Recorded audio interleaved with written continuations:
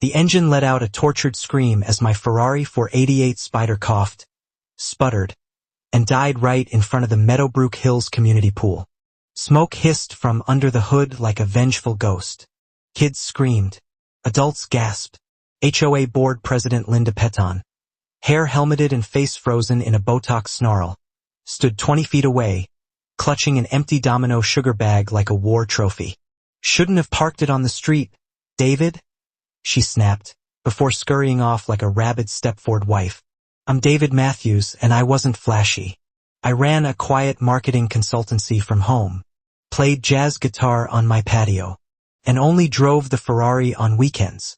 But when I moved into Meadowbrook Hills, a pastel-colored, HOA-controlled maze of smugness and beige vinyl siding, I triggered something deep and primitive in Linda Peton. A retired bank teller turned tyrannical enforcer of lawn heights and mailbox alignment. My fatal mistake? I disagreed with her over hedge trimming schedules. Linda believed all hedges should be trimmed on the first Tuesday of each month, regardless of growth patterns or species. I mentioned that my Japanese boxwood needed different care. Her left eye twitched like a broken turn signal. After Hedgegate, Linda declared war. First came the citations. Improper garden gnome placement, non-regulation door knocker, excessively colorful bird feeder, then the photos. Blurry 3A.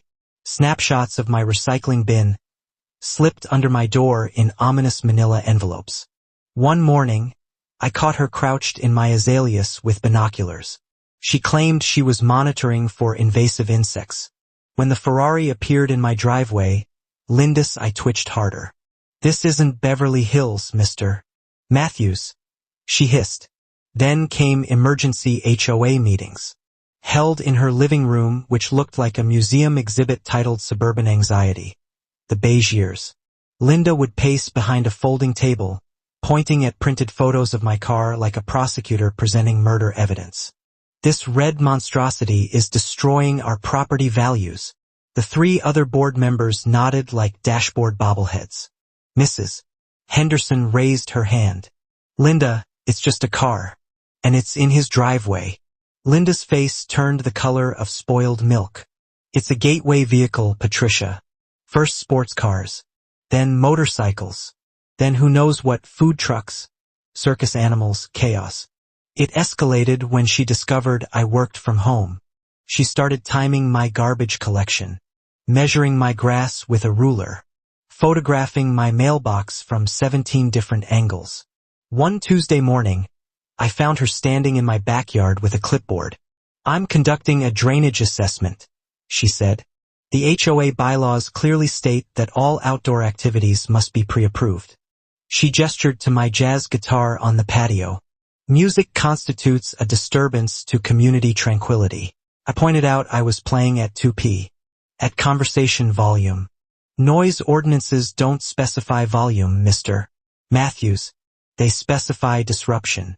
And your jazz is very disruptive to my meditation routine." Linda meditated to the sound of leaf blowers and lawnmowers, but apparently Duke Ellington crossed the line. Then came the Matthews violation log. A leather-bound notebook. Day 43. Subject's doormat appears to be navy blue instead of regulation black. Investigating possible dye contamination. Day 47. Spotted subject retrieving mail in pajama pants at 11:30 a.m. Potential violation of community appearance standards. She recruited neighbors. Poor Bob from Cedar Drive just wanted to walk his golden retriever. Now he was a deputy observer. "I don't see anything wrong with his car," Bob said once. "It's actually pretty nice." Bob received a citation the next morning. Improper leash length. Linda measured it while the dog was sitting instead of standing. The mathematics of oppression know no bounds. The final straw? Linda called the fire department. Claimed my Ferrari was a potential explosive hazard because it was too red and heat-absorbing. 2 confused firefighters showed up, examined the car, left shaking their heads. One of them patted my shoulder. "We've had some weird calls, but this is up there." That night, HOA emergency meeting. Title: The Matthews Problem, a Community Crisis. 37-slide PowerPoint. Pie charts. A timeline titled Descent into Automotive Anarchy. Slide 12. A grainy photo of me washing my car. Captioned. Subject engaged in excessive vehicle maintenance ritual. Note the suspicious enthusiasm. Slide 18. A close-up of my Ferrari's headlight. Bold red text. Aggressive luminosity. The room?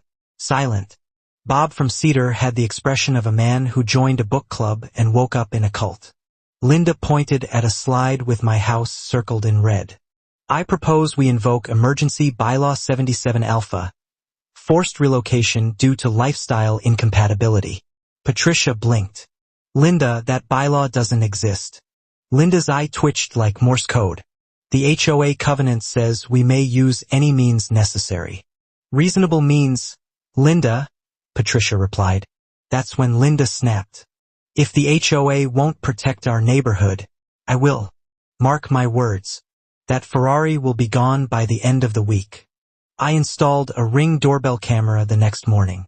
Good thing.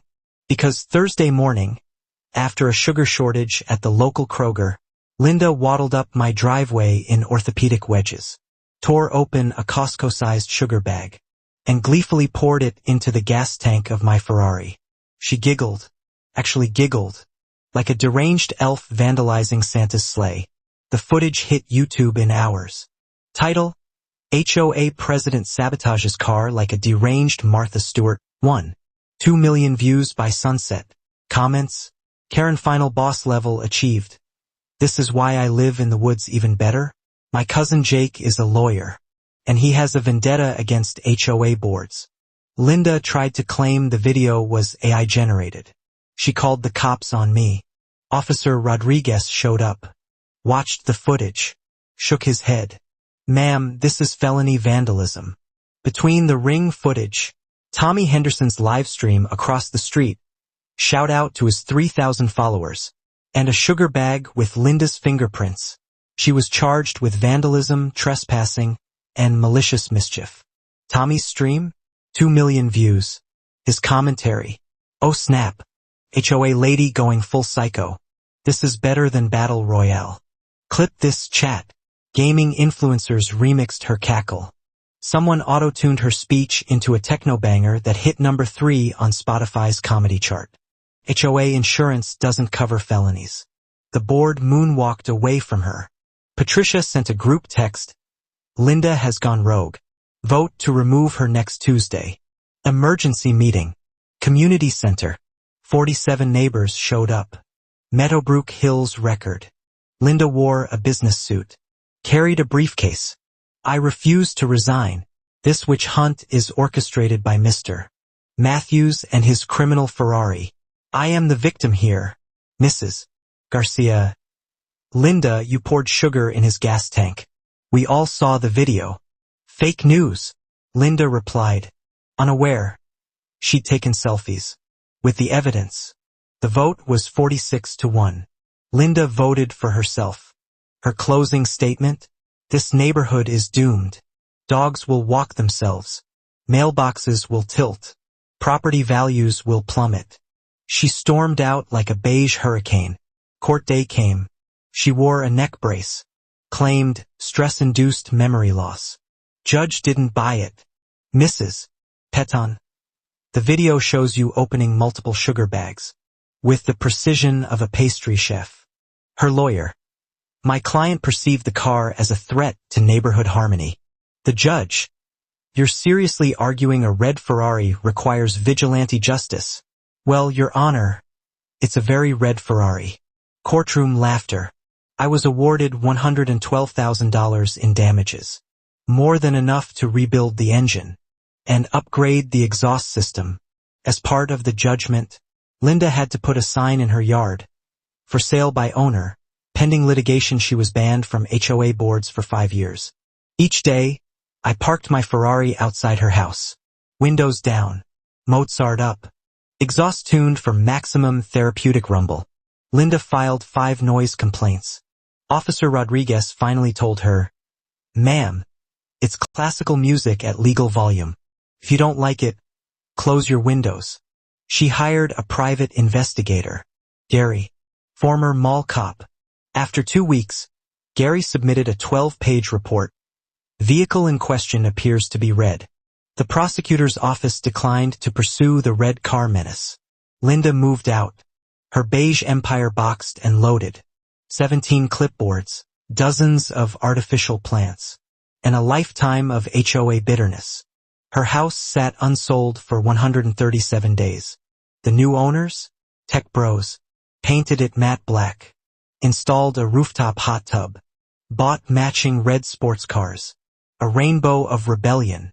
Patricia became HOA president.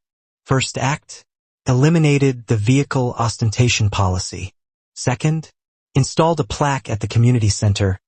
In memory of common sense, may it rest in peace. Linda watched from the driveway as my Ferrari purred past one final time. She clutched her pearls. This neighborhood is going to hell.